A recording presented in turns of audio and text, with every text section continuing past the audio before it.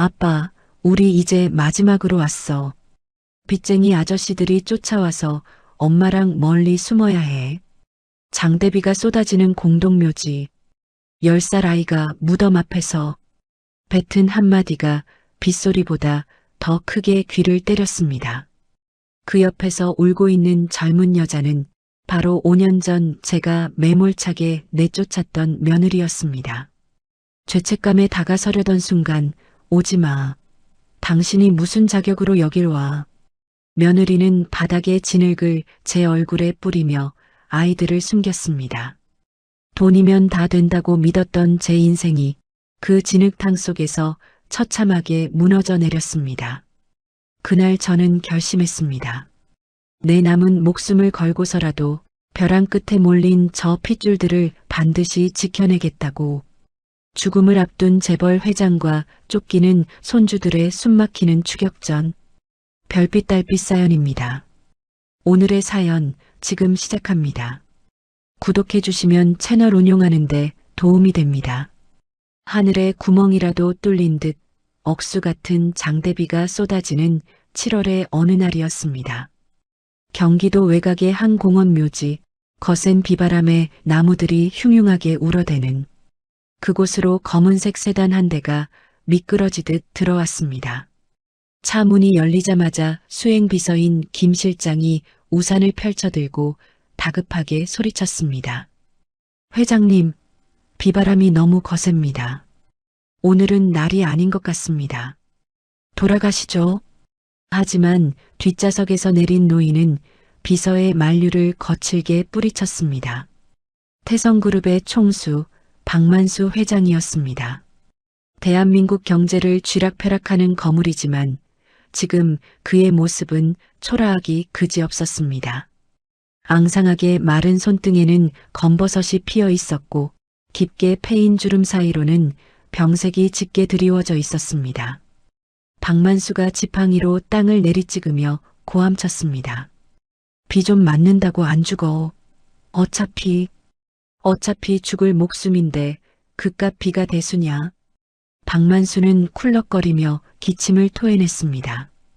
입가에 묻은 핏기를 손수건으로 대충 훔쳐내고는 질퍽거리는 흙길을 따라 비틀비틀 걸음을 옮겼습니다. 김 실장이 안절부절 못하며 그 뒤를 따랐지만 박만수는 혼자 가겠다며 손을 휘저었습니다.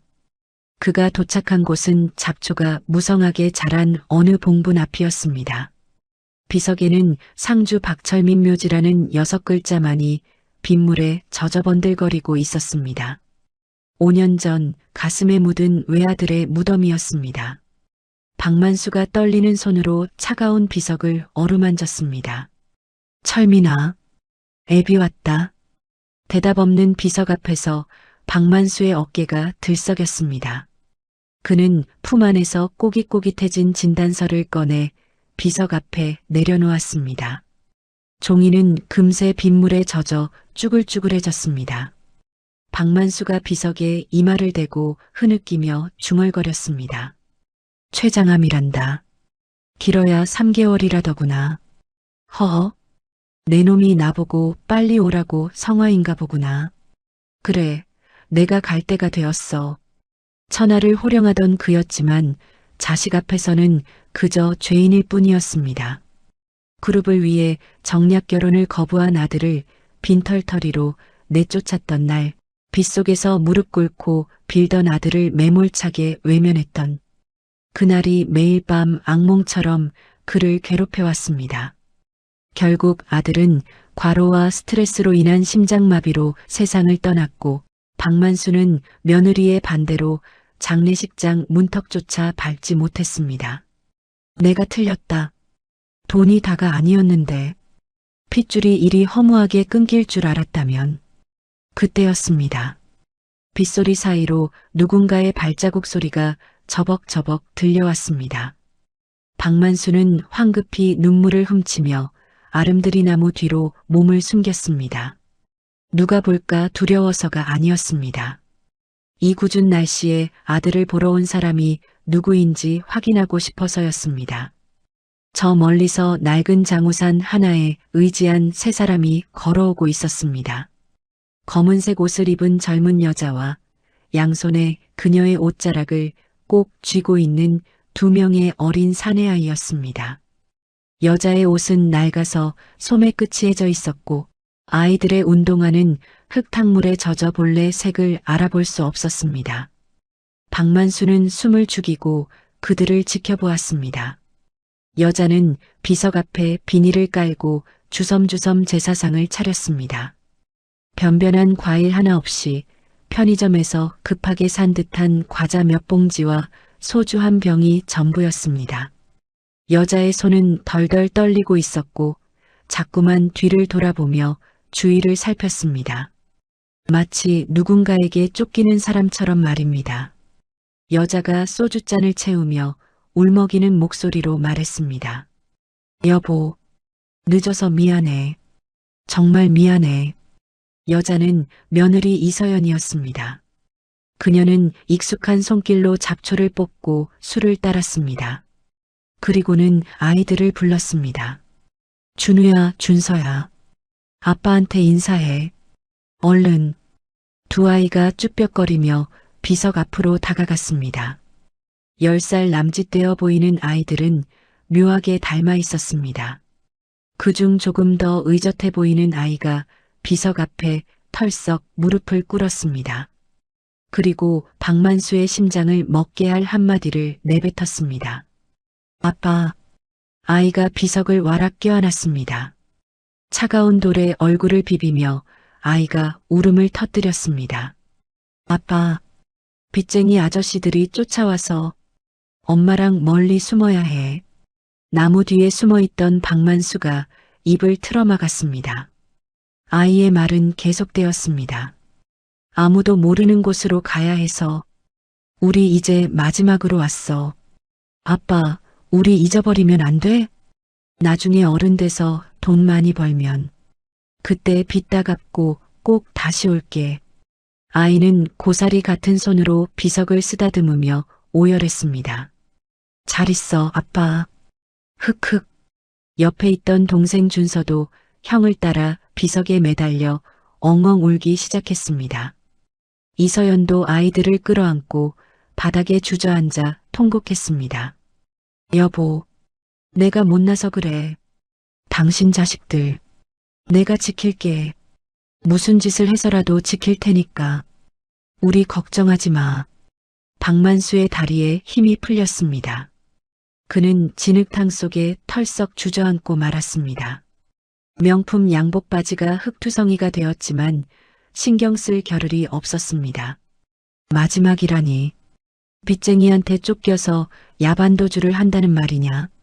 내 손주들이, 대한민국 최고의 재벌 회장인 자신의 손주들이 고작 돈 몇 푼 때문에 쫓겨다니며 아비 무덤에 작별 인사를 하러 왔다는 사실은 충격 그 자체였습니다. 박만수는 더 이상 숨어 있을 수 없었습니다. 그는 나무 뒤에서 비틀거리는 걸음으로 걸어나갔습니다. 자, 잠깐. 갈라진 목소리에 세 사람의 시선이 동시에 그를 향했습니다. 빗속에 선 노인의 등장에 이서연은 본능적으로 아이들을 자신의 등 뒤로 숨겼습니다.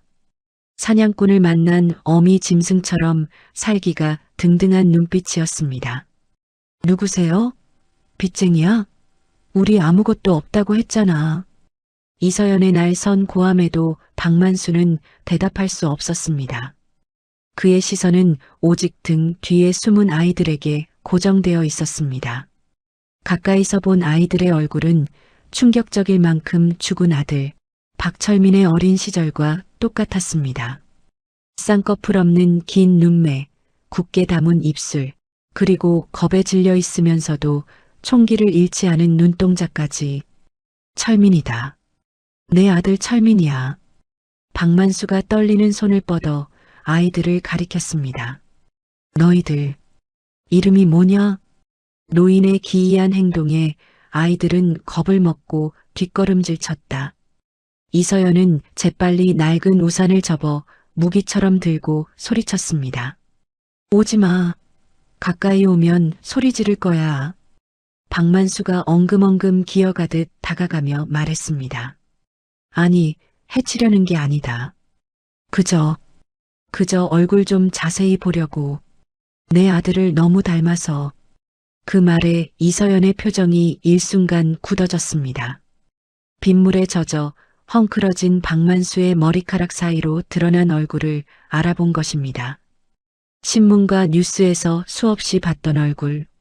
남편을 죽음으로 몰고 간 피도 눈물도 없는 시아버지. 당신. 이서연의 입술이 파르르 떨렸습니다. 그녀는 아이들을 더욱 세게 끌어안으며 악에 받친 목소리로 외쳤습니다. 박만수, 당신이 여기가 어디라고 와.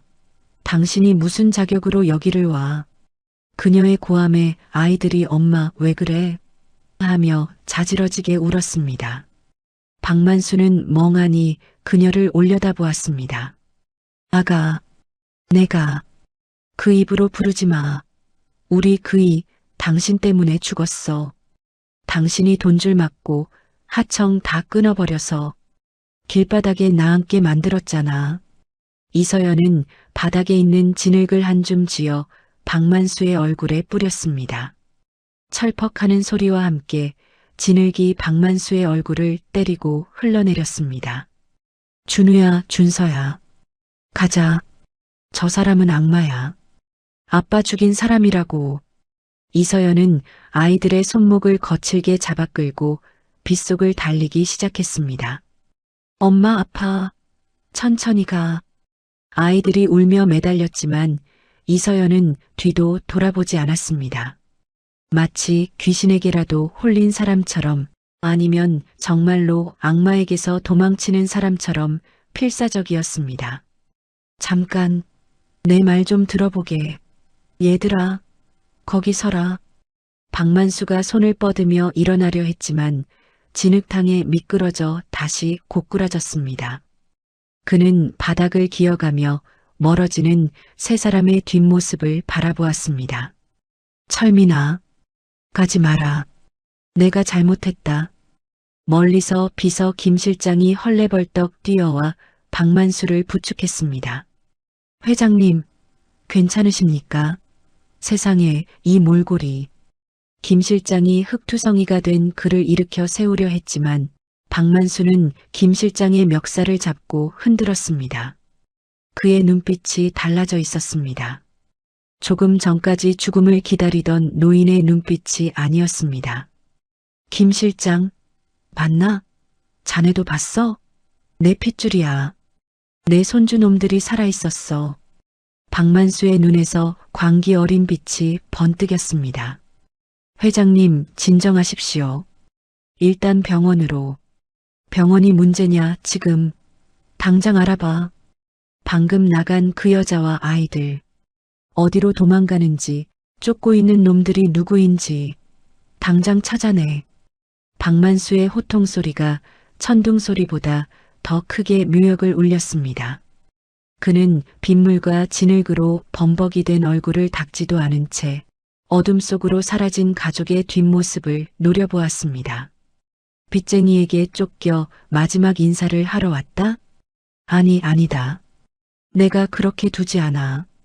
내 핏줄이 도망자가 되어 살게 놔두지 않겠다. 박만수는 주먹을 꽉 쥐었습니다. 손톱이 살을 파고들 정도로 강한 힘이었습니다. 내 남은 목숨을 걸고서라도 저 아이들은 내가 지킨다. 차가운 빗줄기는 멈출 줄 모르고 쏟아졌지만 박만수의 가슴 속에서는 꺼져가던 생명의 불꽃이 다시 무섭게 타오르기 시작했습니다. 그것은 삶에 대한 미련이 아니었습니다. 벼랑 끝에 몰린 핏줄을 지켜야 한다는 맹수와도 같은 본능이었습니다. 다음 날 밤이 깊었습니다. 서울 관악구 신림동의 가파른 언덕길, 사람이 겨우 지나다닐 법한 좁은 골목 끝자락에 검은색 최고급 세단이 힘겹게 올라와 멈춰 섰습니다.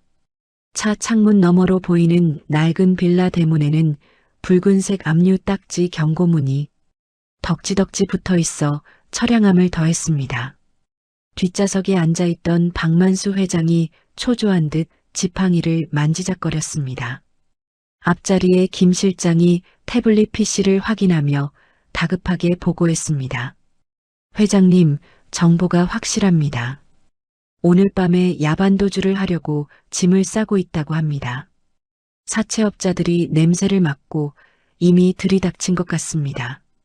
박만수의 눈이 크게 뜨였습니다. 그는 지체 없이 차 문을 벌컥 열고 소리쳤습니다. 뭐하고 있나? 당장 가서 막아. 내 손주 털끝 하나라도 건드리면 다 죽여버리겠다고 해. 박만수는 아픈 몸도 잊은 채 차에서 뛰어내렸습니다. 반지하 방 쪽에서 쾅 하는 굉음과 함께 아이들의 자지러지는 비명소리가 골목을 울렸습니다. 돈 내놔. 돈 내놓으라고 이년아. 엄마, 우리 엄마 때리지 마요. 박만수의 얼굴이 분노로 일그러졌습니다. 그가 수행원들을 대동하고 썩은 나무 문짝을 발로 차부수고 안으로 들이닥쳤습니다. 집안은 그야말로 아수라장이었습니다. 세간살이는 부서져 나뒹굴고 있었고 험상궂게 생긴 사내 셋이 이서연을 구석으로 몰아붙이고 있었습니다.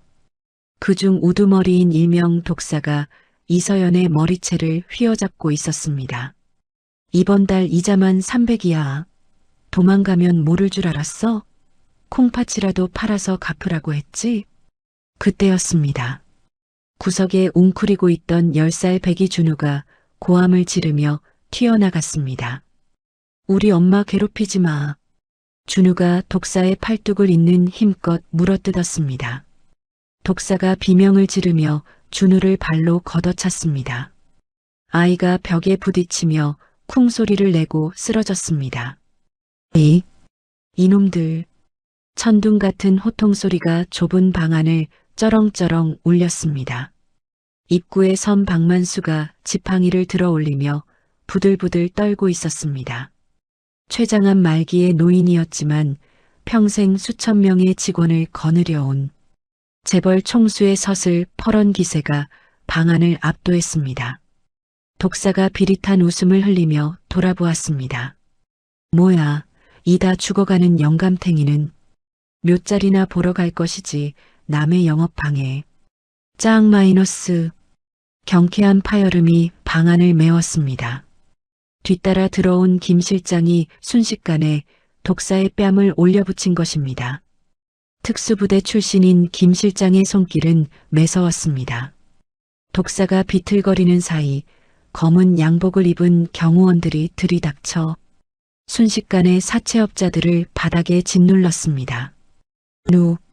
누구야 당신들. 김 실장이 독사의 머리를 구둣발로 밟으며 낮게 으르렁거렸습니다. 태성그룹 박만수 회장님이다. 그 더러운 주둥이 함부로 놀렸다간 쥐도 새도 모르게 묻어버릴 수 있어. 박만수는 사채업자들은 거들떠보지도 않고 바닥에 쓰러진 준우에게 다가갔습니다. 입술이 터져 피가 흐르는 손자를 보자 심장이 찢어지는 듯 했습니다. 그가 떨리는 손을 뻗어 아이를 일으키려 했습니다. 준우야, 괜찮으냐? 할애비가 왔다. 짝! 날카로운 소리와 함께 박만수의 손이 허공으로 튕겨나갔습니다. 이서연이었습니다. 그녀는 피가 나는 준우와 겁에 질린 준서를 품에 안고 짐승처럼 으르렁거렸습니다. 사채업자들 앞에서도 굴하지 않던 그녀였지만 박만수 앞에서는 더 큰 증오를 드러내고 있었습니다. 손대지 마. 더러운 손으로 내 새끼들 만지지 말라고. 박만수는 천해진 손을 허공에 둔 채 멍하니 며느리를 바라보았습니다. 김 실장이 사채업자들을 질질 끌고 밖으로 나갔고 방 안에는 무거운 침묵만이 감돌았습니다. 박만수가 주머니에서 수표책을 꺼냈습니다. 떨리는 손으로 백지 수표 한 장을 찢어 엉망이 된 테이블 위에 올려놓았습니다. 이걸로 빚부터 갚아라. 그리고 아이들 치료비도 하고. 더 이상 이런 돼지우리 같은 곳에서 살게 할 순 없다. 당장 짐 싸서 나와. 내가 집을 마련해 두마. 박만수 나름의 해결 방식이었습니다. 돈이면 해결되지 않는 일이 없다고 믿어온 40년. 아들의 죽음 앞에서도 돈으로 입막음을 하려 했던 그 습관은 여전했습니다. 그는 그것이 사과이자 보상이라고 생각했습니다. 하지만 그 행동이 이서연의 영린을 건드리고 말았습니다. 이서연이 비틀거리며 일어나 테이블 위에 수표를 집어들었습니다. 회장님은 정말 변한 게 하나도 없으시네요. 찌잉 마이너스. 이서연이 박만수의 눈앞에서 수표를 갈갈이 찢어버렸습니다. 하얀 종이 조각이 눈처럼 흩날려 박만수의 구두 위로 떨어졌습니다. 철민 씨가 죽었을 때도 그랬죠. 장례식장에 오는 대신 사람을 보내 봉투를 던져주고 갔어요. 그 돈으로 입 닥치고 살라고. 내 남편 목숨값이 고작 그 종이 쪼가리였어요? 박만수가 당황하여 말을 더듬었습니다. 그땐 나도 경황이 없어서 아들 죽은 날 골프를 치러 가셨나요? 당신은 아버지가 아니야. 그냥 돈만 아는 괴물이지. 이서연의 말 한마디 한마디가 비수가 되어 박만수의 가슴에 꽂혔습니다. 반박할 수 없었습니다. 모두 사실이었으니까요. 이 아이들 내 목숨보다 소중해요. 당신 같은 괴물 밑에서 돈의 노예로 키울 바엔 차라리 굶어 죽는 게 나아요. 다시는 우리 앞에 나타나지 마세요. 이서연은 부엌으로 달려가 소금 단지를 들고 나왔습니다. 그리고는 박만수를 향해 하얀 소금을 뿌렸습니다. 나가세요. 재수 없으니까 당장 나가라고요. 박만수는 입술을 깨물었습니다. 준우와 준서가 겁먹은 눈으로 자신을 올려다보고 있었습니다. 그 눈빛에는 호기심도 애정도 없었습니다. 그저 엄마를 괴롭히는 나쁜 할아버지를 보는 경계심뿐이었습니다. 돈으로 빚은 갚아줄 수 있었지만 5년 동안 쌓인 원망의 빚은 돈으로 갚을 수 없었습니다. 박만수는 힘없이 고개를 떨구고 몸을 돌렸습니다. 반지하 계단을 올라오는 박만수의 다리가 휘청거렸습니다. 밖에는 여전히 비가 내리고 있었습니다. 김 실장이 우산을 받쳐들었지만 박만수는 비를 맞으며 하늘을 올려다보았습니다. 김 실장. 네, 회장님. 틀렸다. 내가 완전히 틀렸어. 박만수는 자신의 젖은 손바닥을 내려다보았습니다. 평생을 움켜쥐고 살았던 돈과 권력. 그것이 지금 이 순간 며느리와 손자들의 마음을 여는 데에는 아무런 쓸모가 없다는 것을 뼈저리게 깨달았습니다. 돈으로 처바르는 게 능사가 아니었어. 억지로 끌고 오는 것도 답이 아니고. 박만수가 뒤를 돌아 굳게 닫힌 반지하 철문을 바라보았습니다. 안에서는 여전히 아이들의 울음소리가 새어나오고 있었습니다. 방법을 찾아야 해. 내 방식이 아니라 저 아이들이 원하고 서연이가 납득할 수 있는 방식으로 지켜야 한다. 박만수의 눈빛이 깊어졌습니다. 거절당했지만 포기할 수는 없었습니다. 그때 김 실장의 휴대전화가 울렸습니다. 한편 그 시각 태성그룹 본사 45층 부회장실, 화려한 서울의 야경을 내려다보고 있는 한 남자가 있었습니다. 박만수의 조카이자 그룹의 2인자 최태영 부회장이었습니다. 최태영이 위스키 잔을 흔들며 책상 위에 놓인 사진들을 내려다보았습니다. 사진 속에는 박만수 회장과 똑같이 생긴 쌍둥이 아이들의 모습이 선명하게 찍혀 있었습니다. 호, 이 쥐새끼들이 아직 살아있었단 말이지? 최태영의 입꼬리가 비릿하게 올라갔습니다. 어둠 속에서 기다리고 있던 심부름센터 사장이 굽신거렸습니다. 회장님이 직접 찾아가신 걸 보면 핏줄이 확실해 보입니다. 어떻게 처리할까요? 최태영이 라이터를 켰습니다. 치익하는 소리와 함께 사진 속 준우와 준서의 얼굴이 불길에 타들어갔습니다. 회장님 병세가 깊어. 오늘 내일 하시는데 갑자기 튀어나온 상속자들이라 아주 거슬리는 변수가 생겼어. 최태영이 재떨이에 사진을 비벼끄며 차갑게 명령했습니다. 조용히 아주 깨끗하게 치워. 사고사로 위장해서 재벌 총수의 핏줄이라는 사실이 드러난 그날 밤, 가족을 지키려는 할아버지의 서툰 사랑과 그들을 제거하려는 악마의 검은 손길이 동시에 뻗치기 시작했습니다. 며칠 뒤 새벽 차가운 보슬비가 내리는 밤이었습니다. 이서연이 일하는 편의점은 정막만이 감돌고 있었습니다. 새벽 2시가 넘은 시각, 손님이 끊긴 매장에서 이서연은 퉁퉁 부은 다리를 두드리며 유통기한이 지난 삼각김밥을 정리하고 있었습니다. 딸랑 마이너스. 경쾌한 종소리와 함께 모자를 깊게 눌러 쓴 남자가 들어왔습니다. 비에 젖은 검은 우비를 입은 남자는 물건을 고르는 척하며 주위를 두리번거리더니 CCTV 사각지대인 창고 쪽으로 이서연을 불렀습니다. 저기요.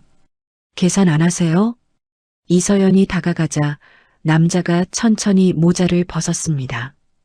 덥수룩한 수염에 퀭한 눈, 쫓기는 짐승처럼 불안한 눈빛. 이서연의 눈이 커졌습니다. 5년 전 남편 박철민이 가장 아끼던 대학 후배이자 태성건설 연구원이었던 강준호였습니다. 강 대리님? 여긴 어떻게? 형수님, 시간이 없습니다.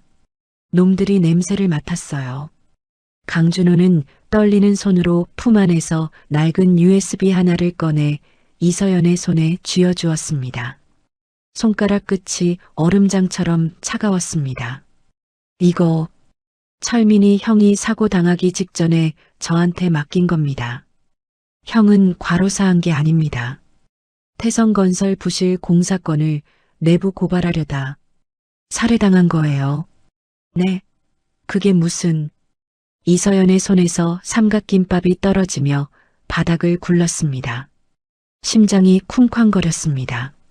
남편이 아버지를 원망하며 죽어간 것이 아니라 누군가에게 계획적으로 살해당했다는 말인가요? 범인은 최태영 부회장입니다. 이 안에 그 증거가 다 들어있어요. 최태영이 회장 취임을 앞두고 과거의 흔적을 지우려고 혈안이 되어 있습니다. 저도 더 이상 숨을 곳이 없어서 그때 편의점 밖에서 검은 승합차 한 대가 급정거하는 소리가 들렸습니다.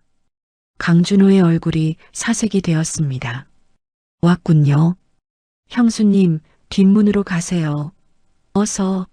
아이들 데리고 무조건 도망치세요. 강준호는 이서연을 창고 뒷문으로 떠밀고는 소리를 지르며 앞문으로 뛰쳐나갔습니다. 여기다 이놈들아. 나 여기 있어.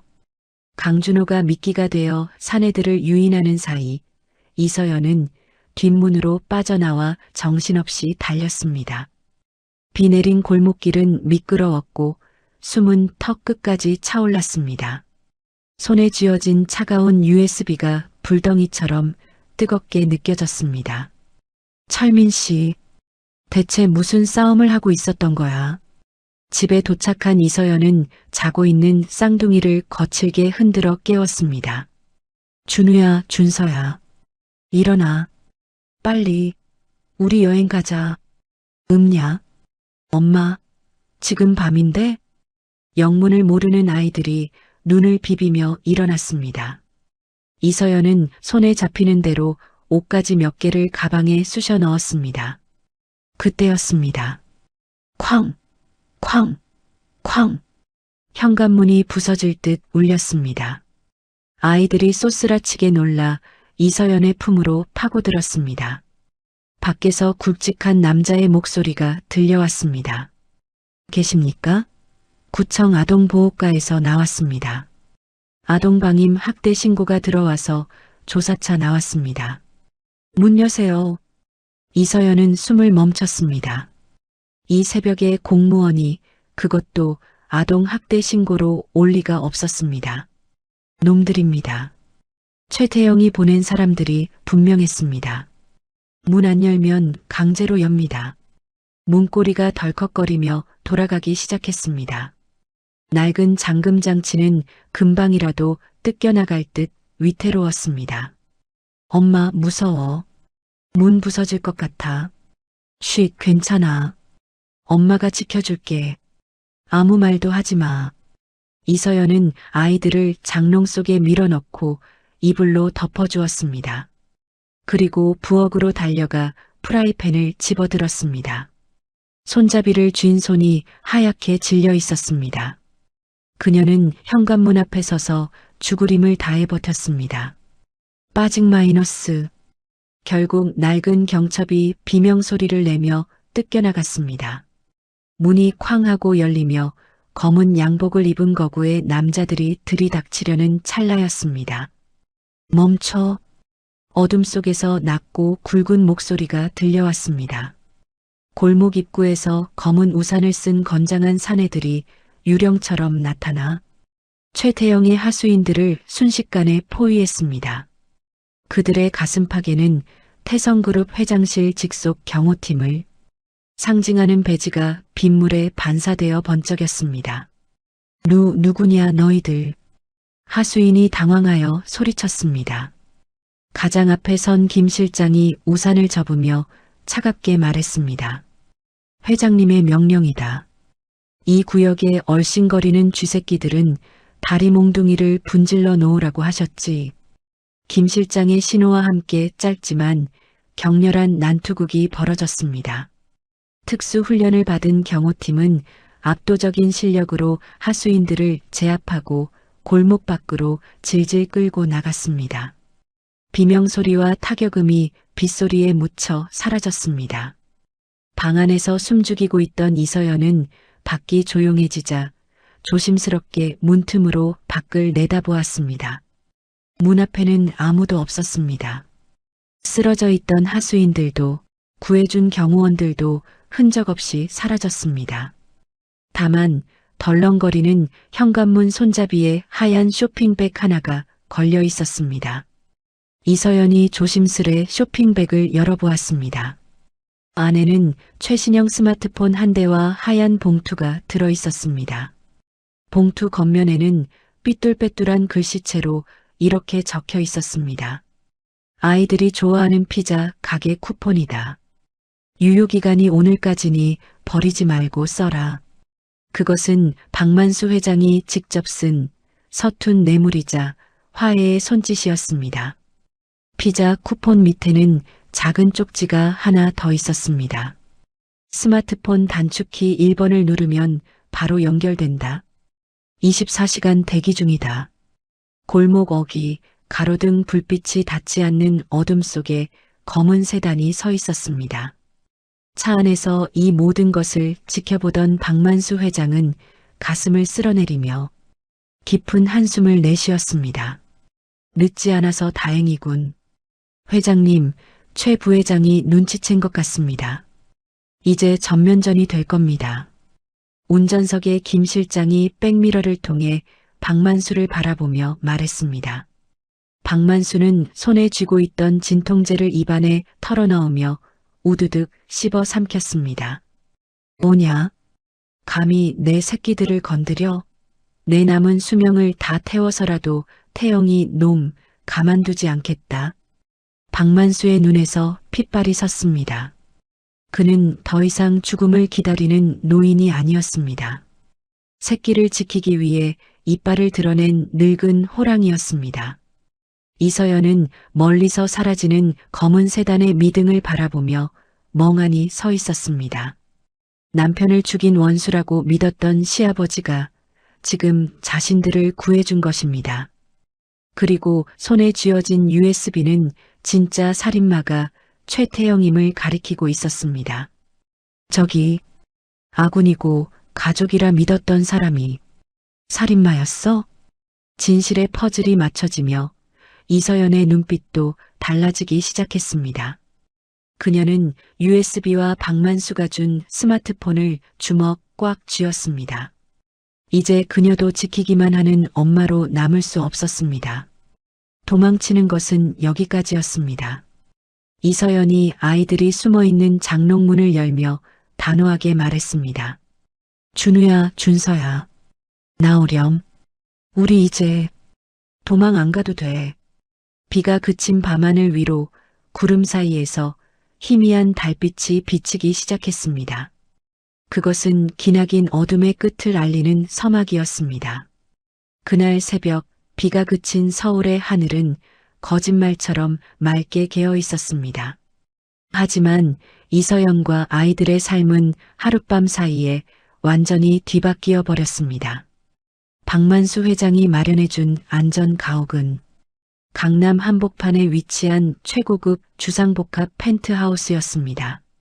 현관문이 열리자 드넓은 거실 통유리창 너머로 한강이 파노라마처럼 펼쳐졌습니다. 신림동 반지하 방에서는 상상도 할 수 없었던 풍경이었습니다. 와, 엄마, 여기 우리 집이야? 운동장보다 더 넓어. 형아, 여기 봐. 욕조에서 수영도 할 수 있어. 준우와 준서가 신이 나서 거실을 뛰어다녔습니다.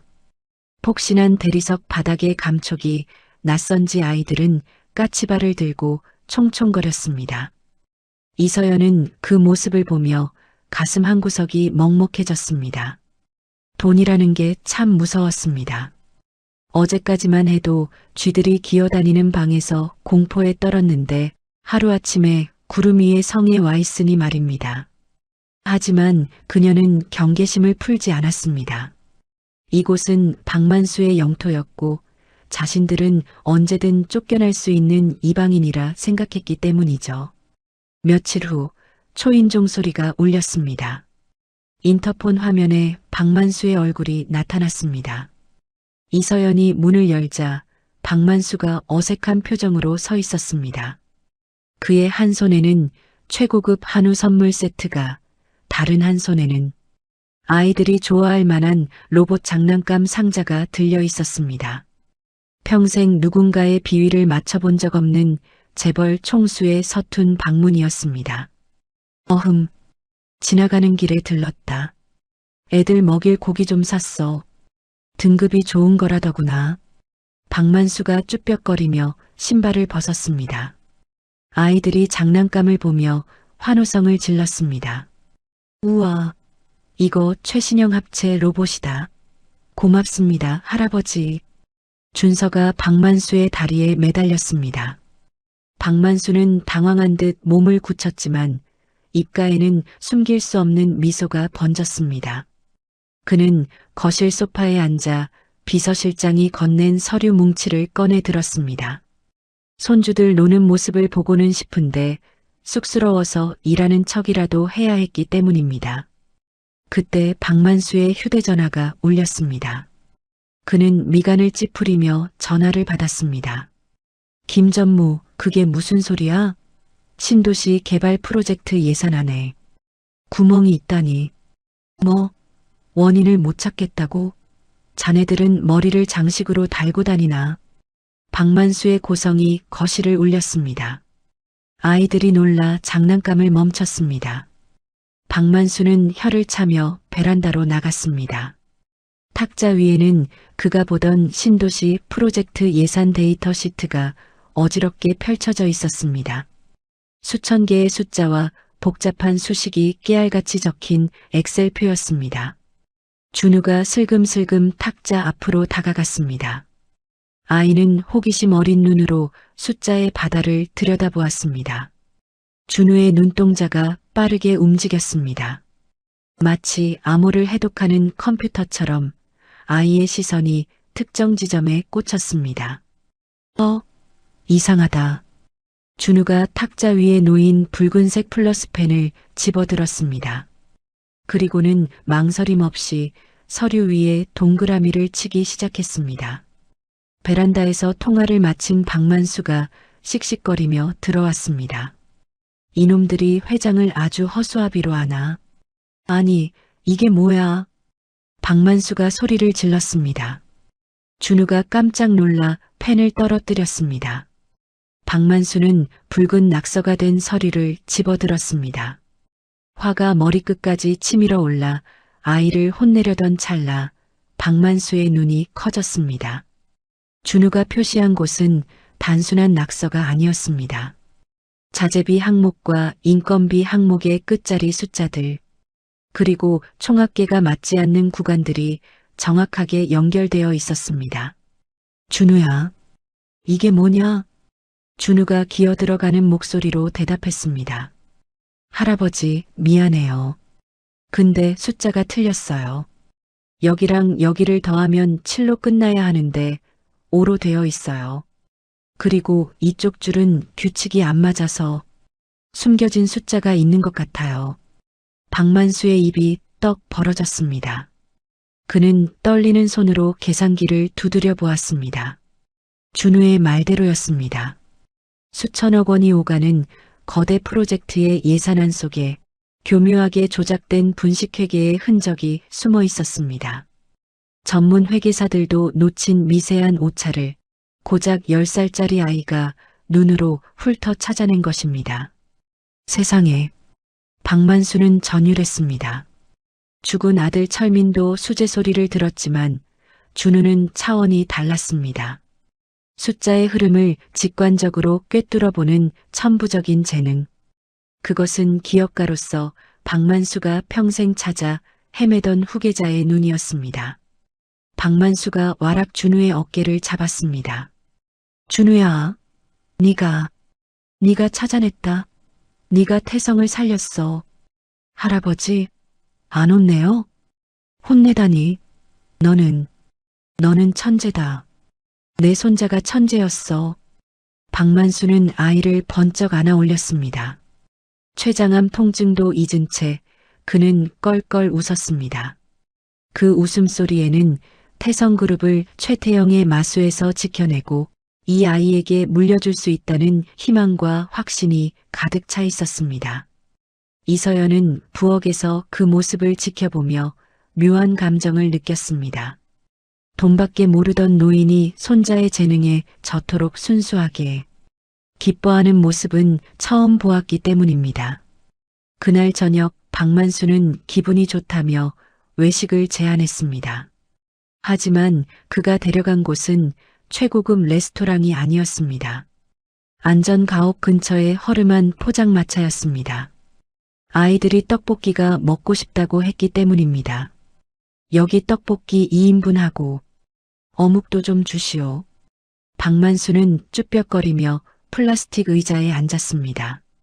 평생 결벽증에 가까울 정도로 위생을 따지던 그에게 길거리 음식은 도전이나 다름없었습니다. 테이블은 끈적거렸고 천막 사이로 찬바람이 숭숭 들어왔습니다. 박만수는 겉옷을 여미며 몸을 떨었습니다. 날씨 탓도 있었지만 약 기운이 떨어지면서 찾아온 암 통증 때문이었습니다. 식은땀이 이마에 송골송골 맺혔습니다. 할아버지, 어디 아파요? 둘째 준서가 걱정스런 눈으로 물었습니다. 아니다. 그냥 좀 으슬으슬해서 그렇다.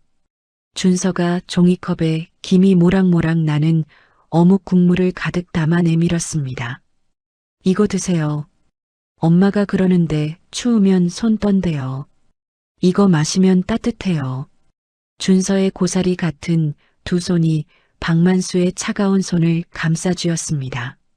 박만수의 가슴이 덜컥 내려앉았습니다. 평생 돈을 달라고 손을 내미는 사람들은 수없이 많았지만 따뜻한 국물 한 컵을 건네는 사람은 아무도 없었습니다. 더구나 자신의 아들을 죽게 만들었다고 믿는 할아버지에게 아이는 아무런 계산 없이 온기를 나눠주고 있었습니다. 그래, 고맙다. 참 고맙다. 박만수는 뜨거운 국물을 한 모금 마셨습니다.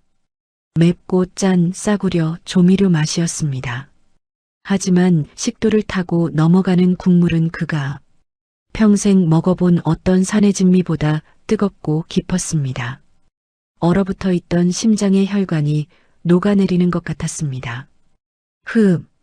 박만수는 울컥 치밀어 오르는 감정을 참지 못하고 고개를 숙였습니다. 눈물이 콧물과 섞여 국물 위로 툭, 툭 떨어졌습니다. 할아버지 울어? 아니다.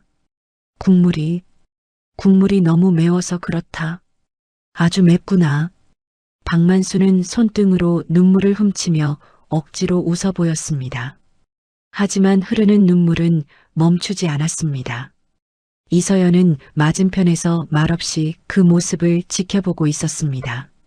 천하의 박만수 회장이 낡은 포장마차 구석에서 아이가 건넨 국물 한 컵에 오열하는 모습, 그리고 몰래 주머니에서 약통을 꺼내려다 손을 떠는 모습에서 그녀는 직감했습니다. 저 사람, 시간이 얼마 남지 않았구나. 괴물이라 생각했던 시아버지가 사실은 죽음을 앞두고 핏줄의 온기를 그리워하는 나약한 노인일 뿐이라는 연민. 그리고 아이들을 바라보는 그 눈빛이 거짓이 아님을 느꼈습니다. 이서연의 마음속에 견고하게 쌓여있던 증오의 벽에 금이 가기 시작했습니다. 그녀는 결심을 굳힌 듯 입술을 깨물었습니다. 집으로 돌아오는 차 안 아이들은 뒷좌석에서 서로에게 기대어 잠이 들었습니다. 차 안에는 무거운 정적만이 흘렀습니다. 이서연이 조용히 입을 열었습니다. 준호 씨, 남편 후배가 찾아왔었어요. 운전석 뒤에 앉아 눈을 감고 있던 박만수가 눈을 떴습니다. 강준호 말이냐? 네. 그 사람이 주고 간 게 있어요. 아범 죽음. 단순 사고 아니래요. 이서연은 품속에서 강준호가 주었던 낡은 USB를 꺼냈습니다. 백미러를 통해 박만수의 시선이 이서연의 손에 머물렀습니다. 당신을 용서한 건 아니에요. 아직은요. 하지만 아이들을 지키려면 그리고 남편의 억울함을 풀려면 힘이 필요해요. 이서연이 몸을 돌려 박만수에게 USB를 내밀었습니다. 당신의 그 힘 이번엔 제대로 써주세요. 내 아이들의 할아버지로서. 박만수는 떨리는 손으로 USB를 받아들었습니다. 그 작은 메모리칩 안에 아들의 한과 며느리의 믿음이 담겨 있었습니다. 두 사람의 시선이 백미러를 통해 마주쳤습니다. 처음으로 서로를 향한 날이 무뎌진 깊은 연대의 눈빛이었습니다. 약속하마. 내 모든 것을 걸고 반드시 죗값을 치르게 하겠다. 박만수는 USB를 주머니 깊숙이 넣으며 잠든 손자들의 머리를 쓰다듬었습니다. 창밖에 가로등 불빛이 하나둘 스쳐 지나가고 차는 어둠을 뚫고 앞으로 나아갔습니다. 이제 그들은 흩어진 남남이 아니라 하나의 목표를 가진 가족으로 거듭나고 있었습니다. 일주일 후 서울 도심의 태성호텔 그랜드 볼룸. 태성그룹 창립 50주년 기념 리셉션장은 정재계 인사들로 발 디딜 틈이 없었습니다. 화려한 샹들리에 조명이 수백 개의 크리스털 잔 위로 쏟아져 내렸고 실내악단의 연주가 은은하게 울려 퍼졌습니다. 하지만 그 화려함 이면에는 묘한 긴장감이 감돌고 있었습니다. 주인공인 박만수 회장의 자리가 비어 있었기 때문입니다. 단상 중앙에는 박만수 대신 그의 조카 최태영 부회장이 서 있었습니다. 그는 마치 자신이 이미 그룹의 주인이 된 양 여유로운 미소를 띠며 마이크를 잡았습니다. 존경하는 내외 귀빈 여러분, 오늘같이 뜻깊은 날 회장님께서 건강상의 이유로 함께하지 못해 비통한 심정입니다. 최태영이 슬픈 척 눈가를 훔치자 객석에서 웅성거리는 소리가 들려왔습니다. 최태영은 내심 회심의 미소를 지었습니다. 이미 이사회와 주요 주주들을 포섭해 놓은 상태였습니다. 오늘 리셉션은 사실상 자신의 회장 추대식이나 다름없었습니다. 이제 태성그룹은 지난 50년의 영광을 뒤로하고 새로운 리더십과 함께 100년 미래를 그려나가야 합니다. 저 최태영이 숙부님의 뜻을 이어받아. 최태영이 샴페인 잔을 높이 치켜들며 건배를 제의하려던 순간이었습니다. 끼잉 마이너스 쾅. 굳게 닫혀있던 연회장의 거대한 양문이 굉음과 함께 활짝 열렸습니다. 쏟아지는 스포트라이트 속으로 휠체어 한 대가 미끄러지듯 들어왔습니다. 좌중의 시선이 일제히 입구로 쏠렸습니다. 수척해진 얼굴이지만 눈빛만은 형형하게 살아있는 박만수 회장이었습니다. 그리고 그 뒤에는 기품 있는 검은색 드레스를 입은 이서연과 작은 턱시도를 맞춰 입은 쌍둥이 준우, 준서가 당당하게 서 있었습니다. 누구 마음대로 새로운 리더십을 논하는가. 박만수의 일갈이 연회장을 쩌렁쩌렁 울렸습니다. 최태영의 얼굴이 사색이 되어 굳어졌습니다. 손에 들고 있던 샴페인 잔이 파르르 떨렸습니다. 회장님? 병원에 계셔야 할 분이 여긴 어떻게? 내 집 안방에 내가 오는데 허락이라도 받아야 하나? 비켜라, 그 자리는 내 놈 자리가 아니다. 박만수는 김 실장의 부축을 받지 않고 스스로 휠체어 바퀴를 굴려 단상 앞으로 나아갔습니다. 최태영이 다급하게 경호원들에게 눈짓했습니다. 뭐들 하고 있어? 회장님 편찮으시다. 당장 모셔. 아니 끌어내. 검은 양복들이 달려들려 하자 이서연이 앞으로 나서며 소리쳤습니다.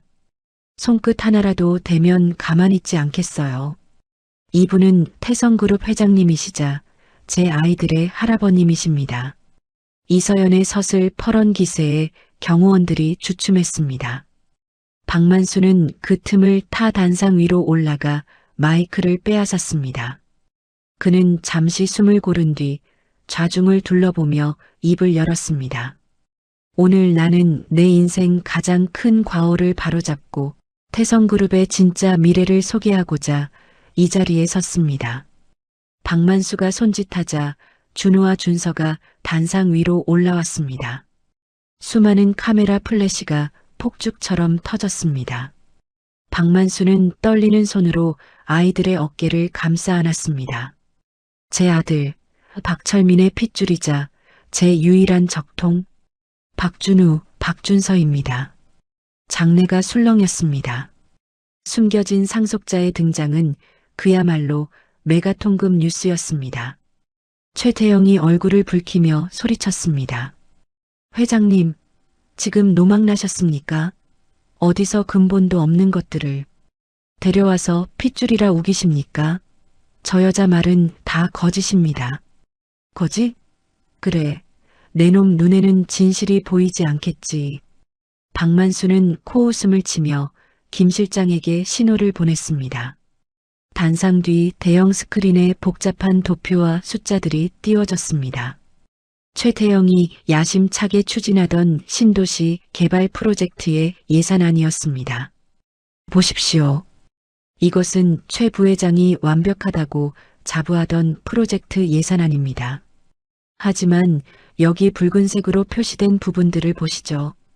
스크린 화면이 바뀌며 준우가 찾아냈던 분식회계의 흔적과 오류들이 붉게 표시되어 나타났습니다. 자재비 부풀리기, 인건비 중복 계산 등 횡령의 정황이 적나라하게 드러났습니다. 이 치명적인 결함과 비리의 흔적을 찾아낸 것은 내 임원들도 회계법인도 아니었습니다. 바로 여기 서 있는 10살 된 제 손자 준우였습니다. 객석에서 탄성이 터져 나왔습니다. 웅성거림은 경악으로 그리고 곧 찬사로 바뀌었습니다. 수천억 원의 손실을 막아낸 이 아이보다 회사 돈을 빼돌릴 궁리만 하는 작자가 리더 자격이 있습니까? 박만수의 질문에 최태영은 아무 말도 하지 못하고 뒷걸음질 쳤습니다. 주주들의 눈빛이 싸늘하게 변해 있었습니다. 이미 여론은 박만수와 천재 손자에게로 기울어 있었습니다. 끝났다, 최태영. 내 변호사가 내일 자네를 횡령 및 배임 혐의로 고발할 걸세. 최태영은 분노와 모욕감에 얼굴이 일그러진 채 도망치듯 연회장을 빠져나갔습니다. 이서연은 당당하게 고개를 들고 아이들의 손을 꼭 잡았습니다.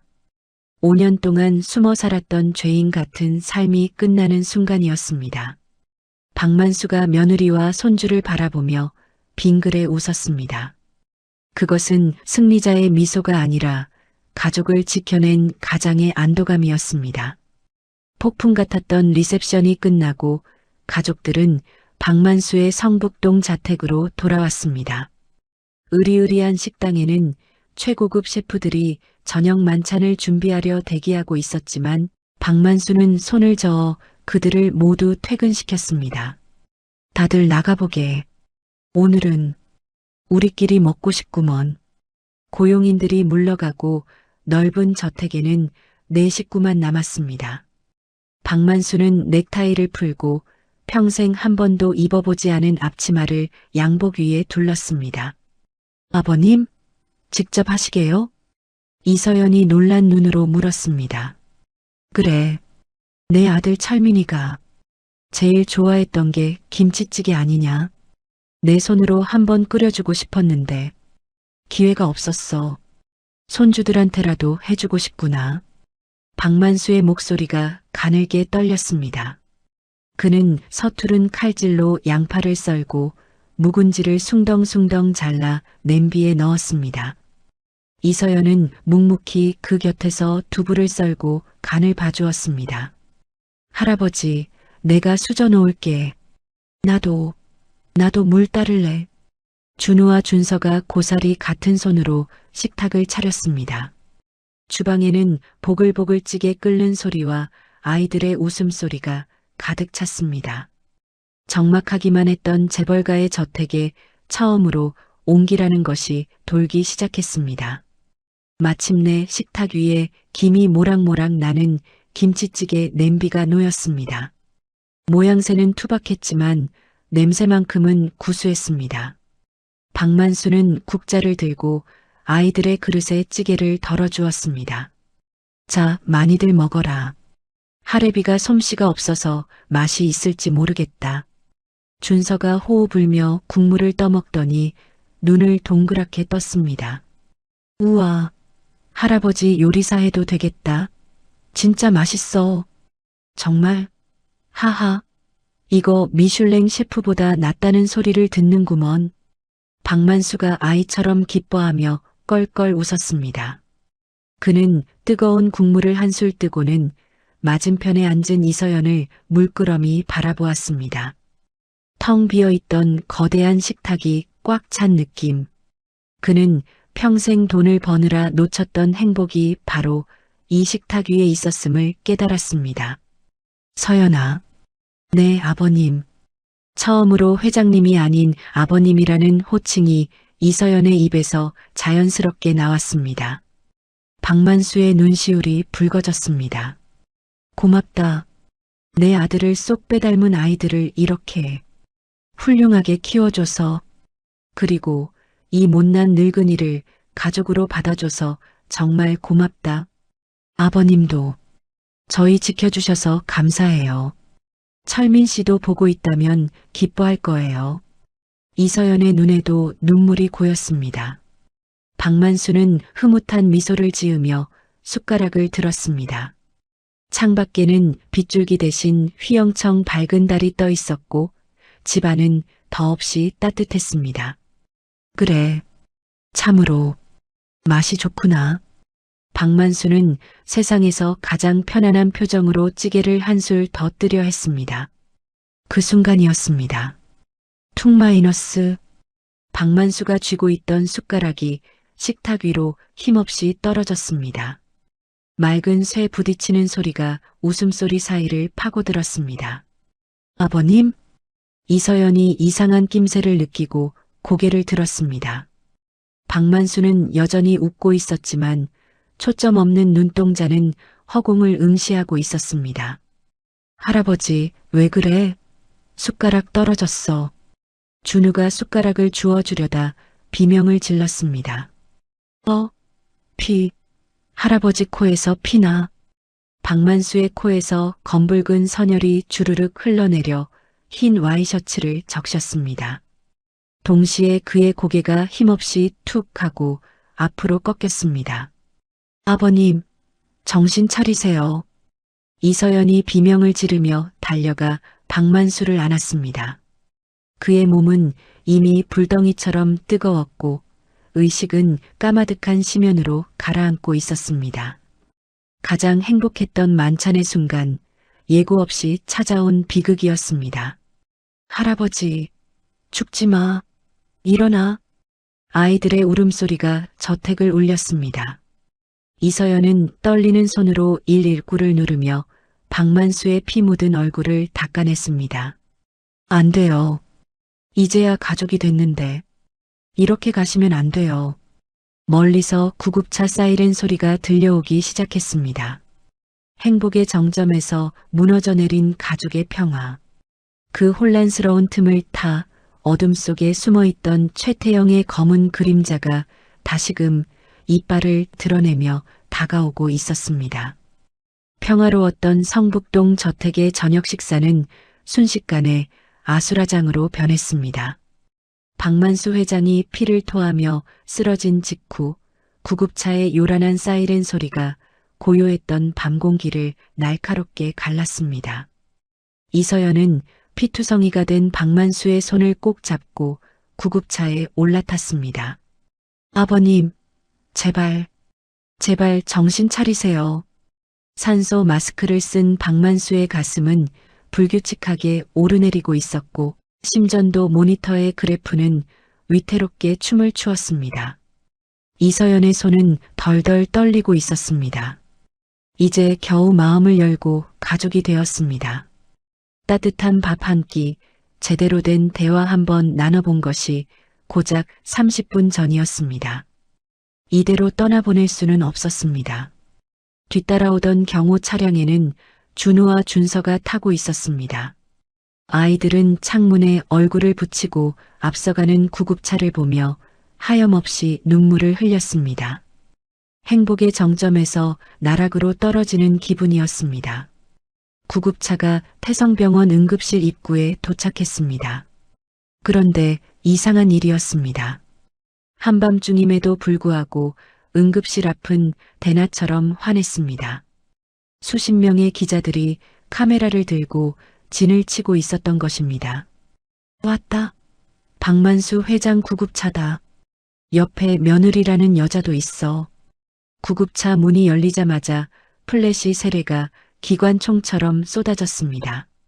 이서연은 눈을 뜰 수 없을 만큼 강렬한 빛에 본능적으로 고개를 숙였습니다. 이동식 침대가 내려지고 의료진이 다급하게 박만수를 옮기는 와중에도 기자들은 마이크를 들이밀었습니다.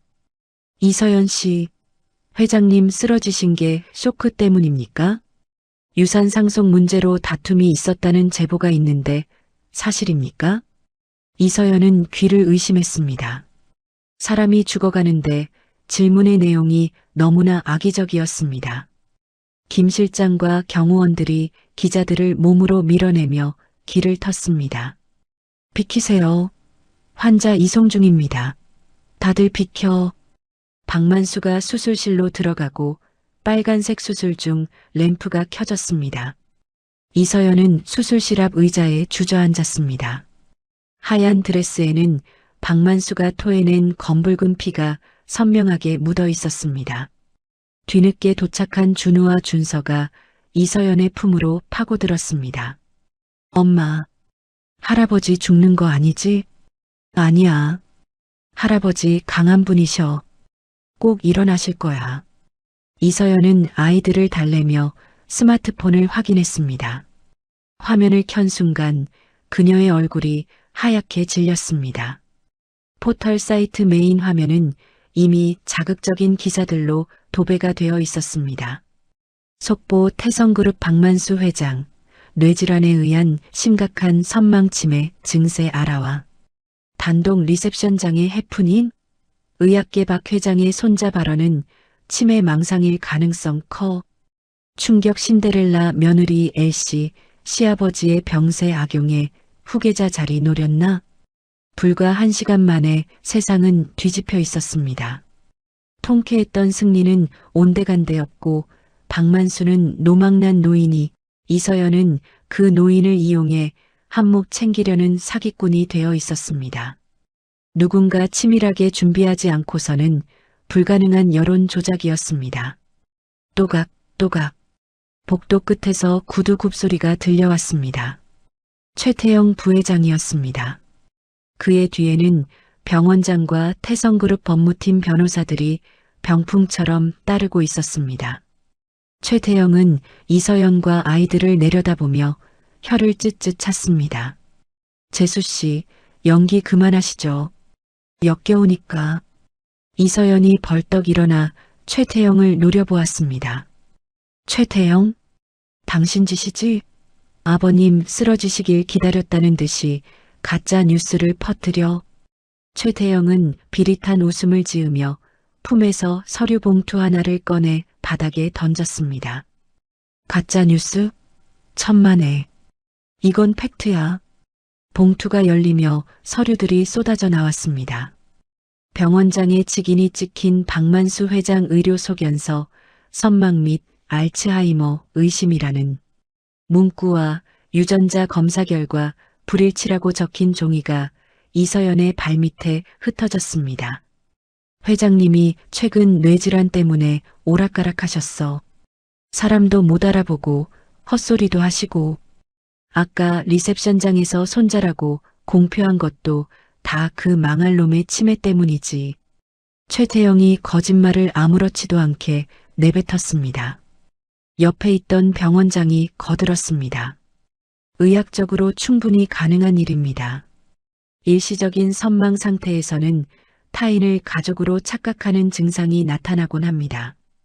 이서연의 손이 부들부들 떨렸습니다. 저들은 지금 의학적 권위를 이용해 진실을 덮어버리려 하고 있었습니다. 거짓말 마. 우리 애들 그이 핏줄 맞아요. 그리고 아버님 정신 멀쩡하셨어. 당신이 비리 저지른 거 들키니까 조작한 거잖아. 이서연이 소리쳤지만 최태영은 콧방귀를 뀌었습니다. 조작? 여기 유전자 검사 결과가 아니라고 말하고 있잖아.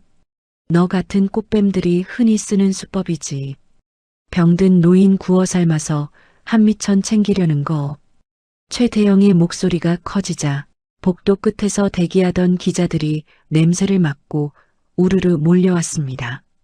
병원 보안 요원들이 기자들을 막는 척하면서 교묘하게 최태영과 이서연이 대치하는 구도를 만들어 주었습니다. 카메라 플래시가 다시 한번 터졌습니다. 이번에는 가족의 비극을 찍는 것이 아니라 재벌가를 속인 사기꾼을 찍는 플래시였습니다. 자, 쇼는 끝났어. 당장 이 여자와 저 가짜들을 끌어내. 회장님 곁에 얼씬도 못하게 해. 최태영의 손짓 한 번에 덩치 큰 보안 요원들이 달려들었습니다. 이거 난 며느리야. 보호자라고. 이서연이 저항했지만 역부족이었습니다. 보안 요원들은 이서연의 팔을 꺾고 울며 매달리는 준우와 준서를 짐짝처럼 들어 올렸습니다. 사모님께 손대지 마라. 수술실 앞에서 대기하던 김 실장이 달려들었습니다. 특수부대 출신의 그였지만 이미 부상을 입은 상태인데다 수적으로 너무 불리했습니다. 최태영이 데려온 전문 용역 깡패들이 김 실장을 에워싸고 무자비하게 짓밟았습니다. 크어! 김 실장이 피를 토하며 바닥에 쓰러졌습니다. 마지막 방어막마저 무너진 것입니다. 엄마, 살려주세요. 무서워. 이 나쁜 아저씨들아. 우리 할아버지 깨어나면 다 혼낼 거야. 아이들이 발버둥 쳤지만 어른들의 힘을 당해낼 수는 없었습니다. 이서연과 아이들은 질질 끌려 병원 로비를 지나 정문 밖으로 내동댕이 쳐졌습니다. 밖에는 여전히 비가 내리고 있었습니다. 차가운 아스팔트 바닥에 나뒹군 이서연의 드레스는 찢어졌고 무릎에서는 피가 흘러내렸습니다.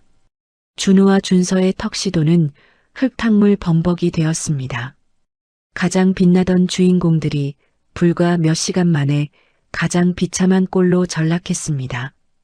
기자들은 넘어진 그들을 일으켜주기는커녕 더 자극적인 앵글을 잡기 위해 카메라를 들이댔습니다.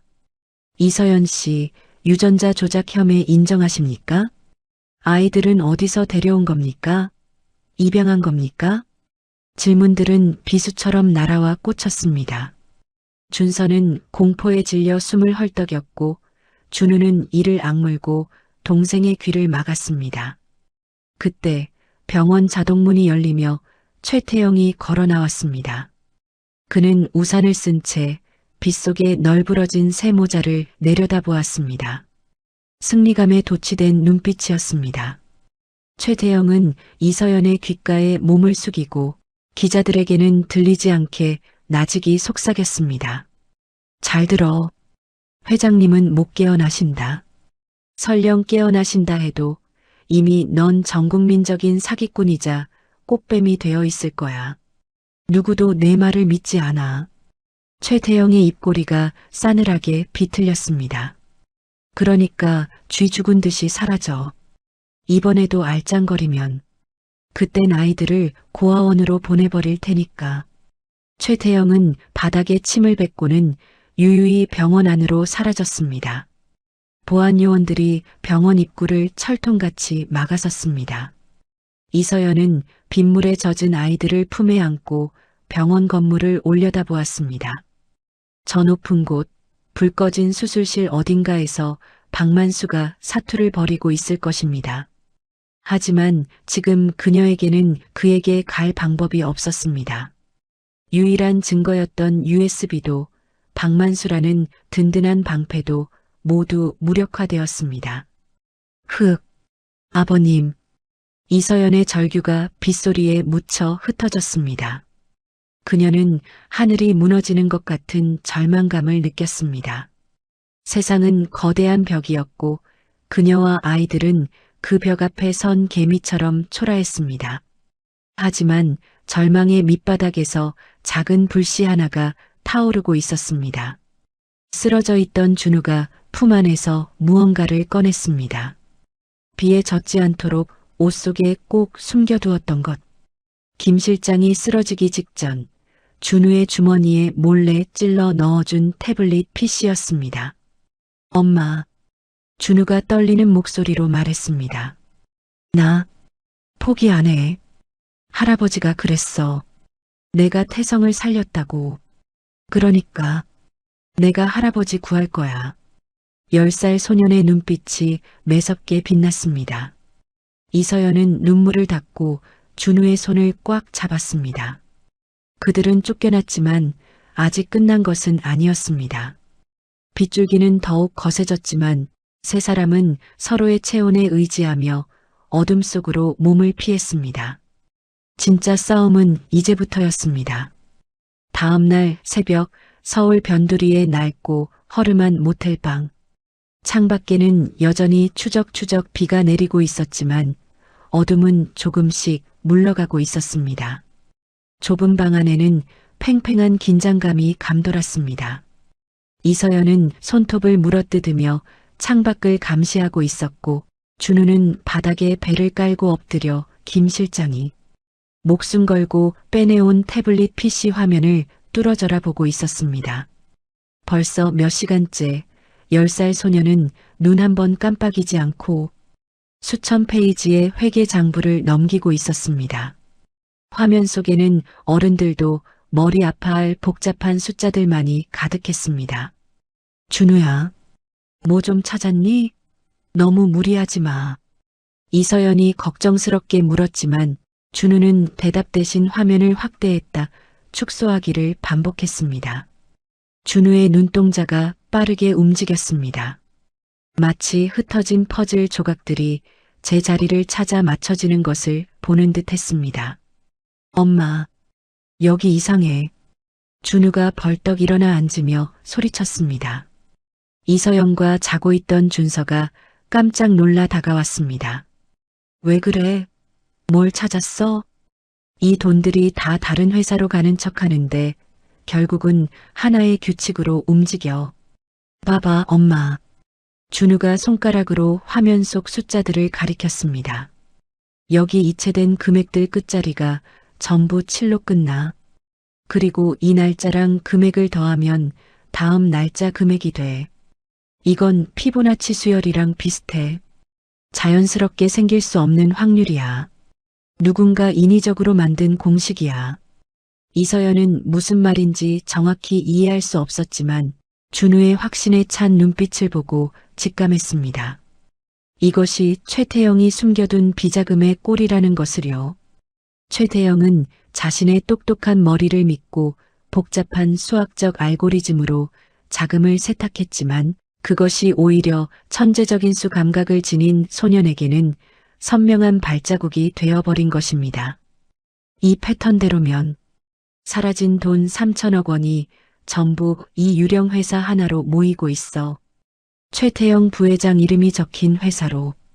준우의 말에 이서연의 눈이 번쩍 뜨였습니다. 결정적인 증거였습니다. 이서연은 준우를 와락 껴안았습니다. 장하다 우리 아들. 네가 해냈어. 같은 시각 태성병원 VIP 중환자실. 산소호흡기의 의지에 가쁜 숨을 몰아쉬던 박만수 회장의 눈꺼풀이 파르르 떨렸습니다. 희미한 의식 속에서 아이들의 울음소리와 이서연의 절규가 환청처럼 들려왔습니다. 그리고 최태영의 비릿한 웃음소리가 그의 신경을 긁어댔습니다. 안 돼. 이대로 갈 순 없어. 내 새끼들을 두고는 B-, B-, B-. 기계 경보음이 요란하게 울렸습니다.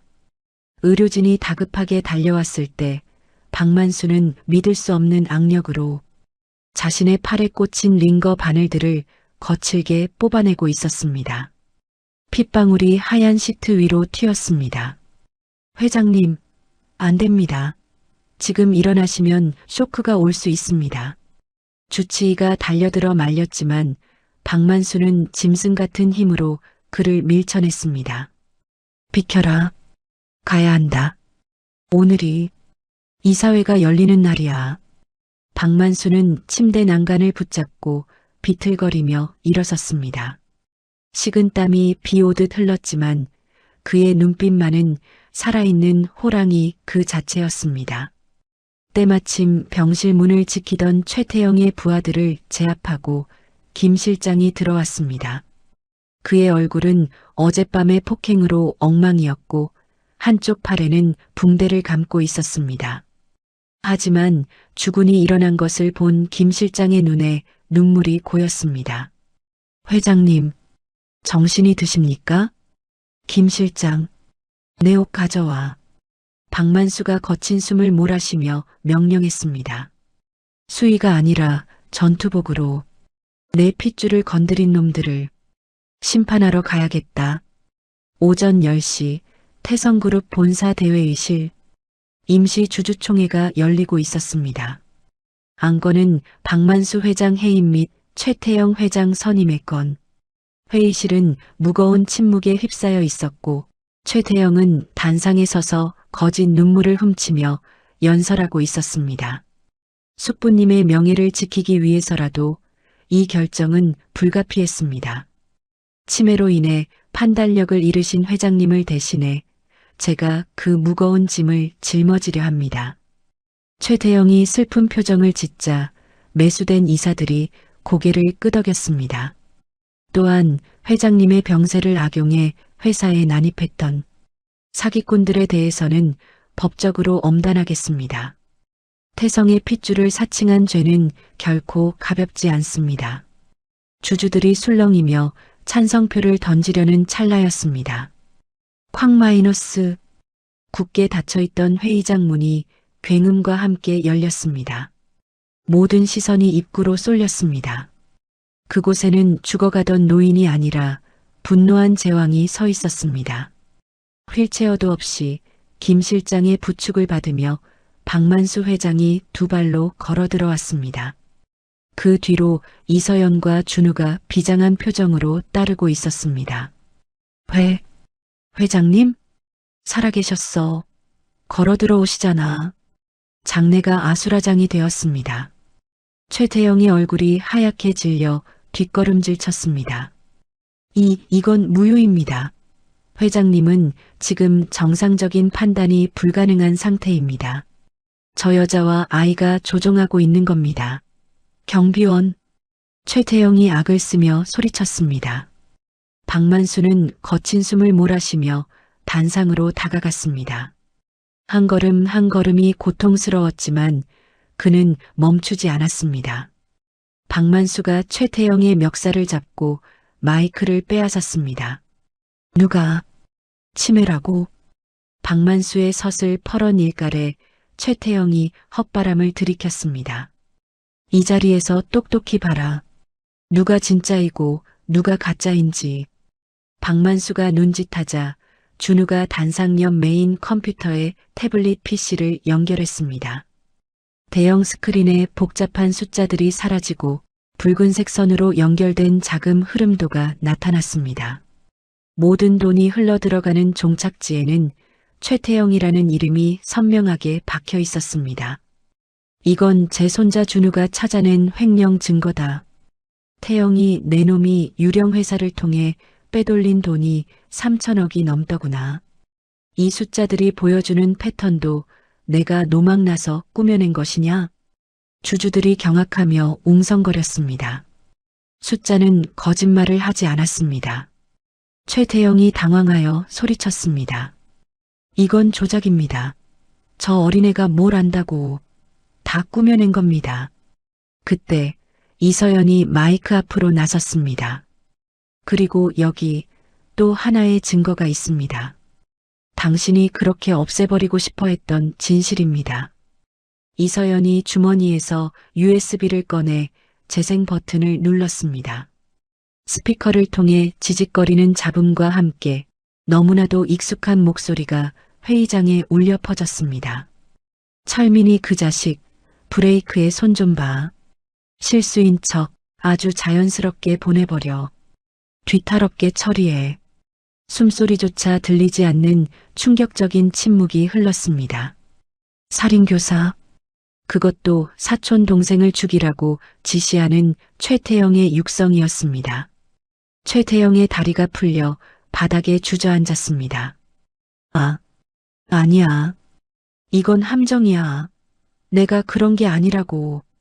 회의장 문이 다시 열리고 경찰 특공대가 들이닥쳤습니다. 최태영 씨, 특정경제범죄 가중처벌법 위반 및 살인 교사 혐의로 긴급 체포합니다. 경찰들이 최태영의 팔을 꺾어 수갑을 채웠습니다. 철커덕하는 금속음이 회의실의 정적을 깼습니다. 이거나 내가 누군지 알아. 박만수? 내 놈이 날 이렇게 만들어? 내가 널 위해 평생을 개처럼 일했는데. 최태영은 발악하며 끌려나갔습니다. 그의 비명소리가 복도 끝으로 멀어질 때까지 아무도 입을 열지 못했습니다. 회의장에는 박만수와 가족들만 남았습니다. 모든 힘을 쏟아부은 박만수의 몸이 휘청거리며 쓰러지려 했습니다. 아버님, 할아버지.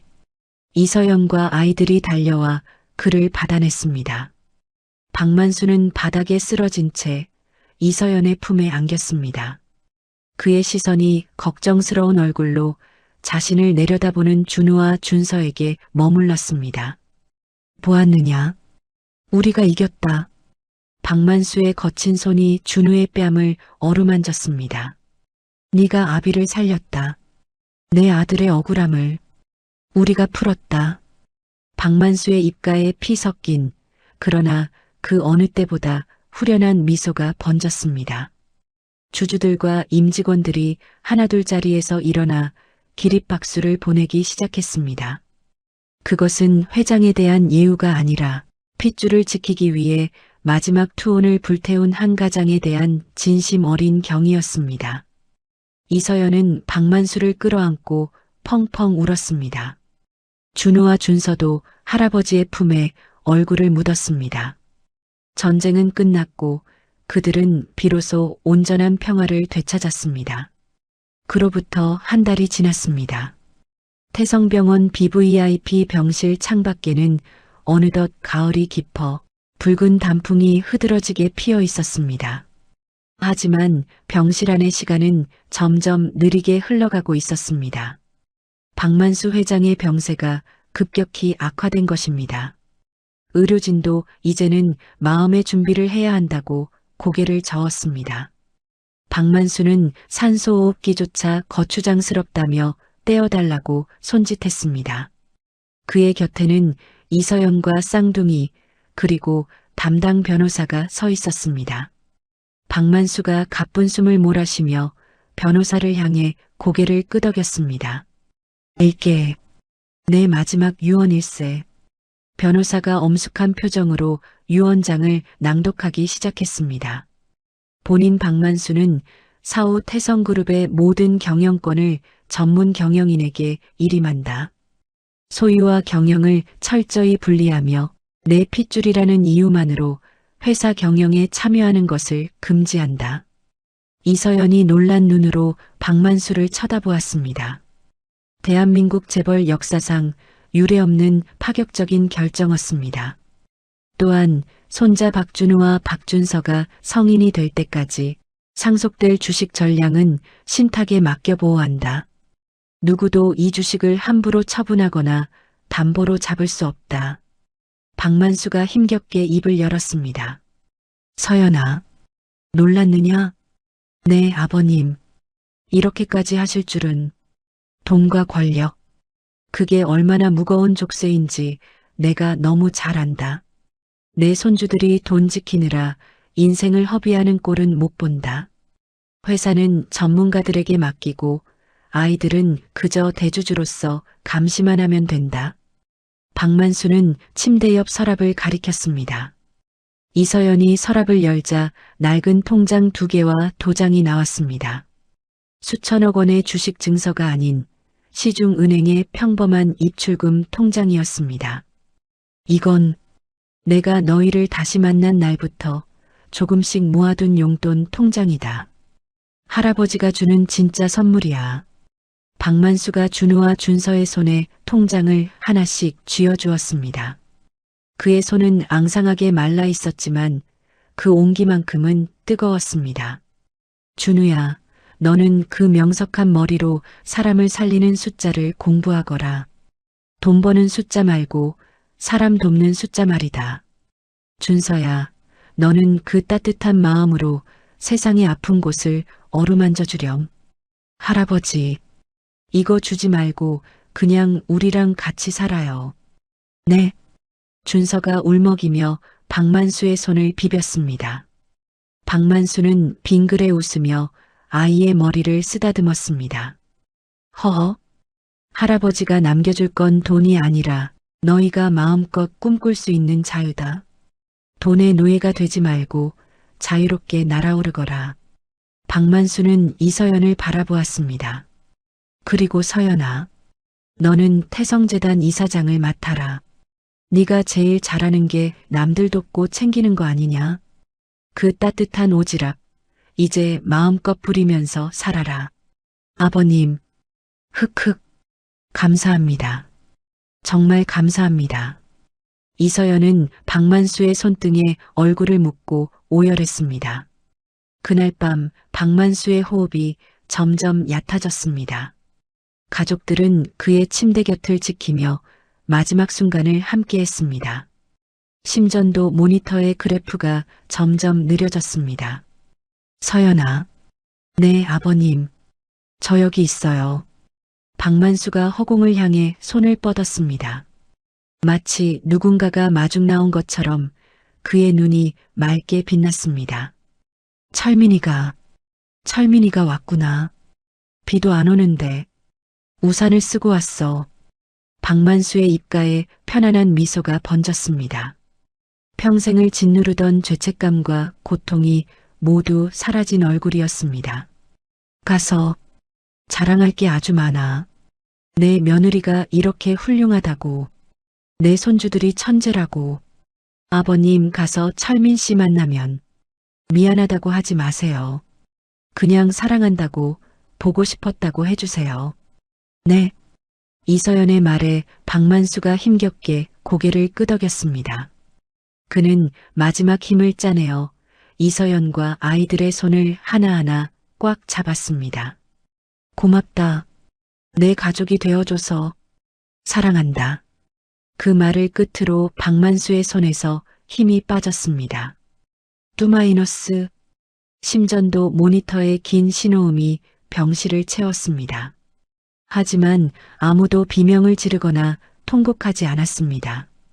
준우와 준서는 할아버지의 가슴에 얼굴을 묻고 조용히 눈물을 흘렸고 이서연은 박만수의 눈을 감겨주며 마지막 인사를 건넸습니다. 편히 쉬세요, 아버지. 이제 아픔 없는 곳에서 철민 씨랑 행복하세요. 대한민국 재계 거물 태성그룹 박만수 회장의 장례식은 소박했습니다. 화려한 조화 대신 그가 마지막에 후원했던 재단 아이들이 고사리 손으로 접은 수천 개의 종이약이 빈소를 가득 채웠습니다. 그 어떤 금관 훈장보다 값진 진정한 부자의 마지막 가는 길이었습니다. 그로부터 1년이 지났습니다. 다시 7월이 찾아왔지만 1년 전 그날처럼 폭우가 쏟아지는 날이 아니었습니다. 눈이 부시게 파란 하늘에 흰 구름이 두둥실 떠가는 화창한 여름날이었습니다. 매미 소리가 정겹게 울리는 경기도의 공원묘지. 저 멀리서 세 사람이 언덕길을 오르고 있었습니다. 이서연과 훌쩍 자란 준우, 준서였습니다. 그들의 모습은 1년 전과 완전히 달라져 있었습니다. 준우는 낡은 운동화 대신 깔끔한 단화를 신었고 준서의 손에는 찢어진 우산 대신 예쁜 꽃다발이 들려 있었습니다. 이서연의 얼굴에서도 그늘은 찾아볼 수 없었습니다. 생활고에 시달리던 찌든 얼굴이 아니라 재단 이사장으로서의 기품과 여유가 흐르는 편안한 얼굴이었습니다. 남편 박철민의 묘 옆에는 이제 시아버지 박만수의 묘가 나란히 자리 잡고 있었습니다. 두 개의 비석이 마치 다정한 부자처럼 어깨를 맞대고 있었습니다. 아빠, 할아버지, 우리 왔어. 준서가 명랑하게 외치며 묘비 앞으로 달려갔습니다. 이서연은 돗자리를 깔고 정성스럽게 음식을 차렸습니다. 편의점 과자 봉지가 아니었습니다. 보온병에서 김이 모락모락 나는 돼지고기 김치찌개를 꺼내고 박만수가 좋아했던 잡채와 과일들을 풍성하게 차렸습니다. 할아버지, 이거 봐요. 준우가 가방에서 번쩍이는 무언가를 꺼내 박만수의 비석 앞에 올려놓았습니다. 전국 수학 경시대회 금상 트로피였습니다. 저 약속 지켰어요. 이상 타면 제일 먼저 보여드리기로 했잖아요. 하늘에서 보고 계시죠? 준우가 의젓하게 절을 올렸습니다. 준서는 할아버지와 아빠가 심심하지 않게 묘비 주변에 코스모스 모종을 심었습니다. 흙을 만지는 아이의 손길이 따뜻했습니다. 이서연은 소주 2잔을 채워 남편과 시아버지의 묘 앞에 각각 놓았습니다. 그리고 자신도 잔을 채워 허공에 건배했습니다. 두 분 거기선 싸우지 말고 사이좋게 지내세요. 아버님 걱정 마세요. 아이들 당신이 주신 사랑으로 구김살 없이 아주 잘 크고 있어요. 바람이 불어와 묘비 주변의 코스모스를 살랑살랑 흔들었습니다. 마치 두 남자가 흐뭇하게 웃으며 대답하는 듯 했습니다. 이서연은 묘비를 쓰다듬으며 혼잣말처럼 속삭였습니다. 철민 씨 고마워요. 아버님 보내줘서 덕분에 우리 살았어요. 이제 당신 미워하지 않고 그리워만 하면서 살게요. 참배를 마치고 내려가는 길, 세 사람의 발걸음은 깃털처럼 가벼웠습니다. 더 이상 쫓기는 도망자도 빚쟁이도 아니었습니다. 그들은 세상에서 가장 든든한 가족이었습니다. 언덕을 내려가던 준서가 문득 걸음을 멈추고 뒤를 돌아보았습니다. 1년 전 빗속에서 마지막으로 왔다며 울먹이던 아이는 없었습니다. 준서는 두 손을 입가에 모으고 씩씩하게 외쳤습니다. 아빠, 할아버지, 나 마지막 아니야. 준서의 목소리가 묘역에 메아리 쳤습니다. 다음 주에 또 올게. 맛있는 거 더 많이 싸들고. 안녕. 이서연과 준우가 그 모습을 보며 환하게 웃었습니다. 세 사람은 서로의 손을 꼭 잡았습니다. 따스한 햇살이 그들의 맞잡은 손 위로 쏟아져 내렸습니다. 카메라가 점점 멀어지며 나란히 선 두 개의 비석과 그 아래로 걸어가는 세 사람의 뒷모습을 비추었습니다. 비극으로 시작된 인연이 가장 아름다운 사랑으로 완성되는 순간이었습니다. 그들의 이야기는 끝이 아니라 이제 막 시작된 행복한 이막을 향해 나아가고 있었습니다. 평생 돈이라는 차가운 성벽 안에 갇혀 살았던 박만수 회장. 그가 생애의 마지막 순간에야 비로소 깨달은 진정한 부는 통장에 찍힌 숫자가 아니라 비 오는 날 함께 우산을 써줄 가족의 온기였습니다. 비록 뒤늦은 참회였지만 그가 남긴 진심 어린 유산은 벼랑 끝에 몰렸던 며느리와 손주들의 삶을 다시 따뜻한 봄날로 되돌려 놓았습니다. 마지막이라며 울먹이던 아이의 작별 인사가 화창한 햇살 아래 다음에 또 오겠다는 희망찬 약속으로 바뀌는 그 순간 저 역시 가슴 한구석이 뭉클해지는 것을 느꼈습니다. 어쩌면 우리네 삶도 마찬가지 아닐까요? 실수하고 넘어지더라도 서로의 손을 잡아줄 가족이 있다면 다시 일어설 수 있다는 것을 이 가족이 보여준 것 같습니다. 여러분의 곁에도 무심코 지나쳤던 소중한 사람들이 있지는 않으신가요? 오늘 밤은 사랑하는 가족에게 따뜻한 안부 전화 한 통 건네보시는 건 어떨까요? 이야기를 끝까지 들어주신 분이 계시다면 잘 들었다고 댓글 하나만 남겨주세요. 감사합니다.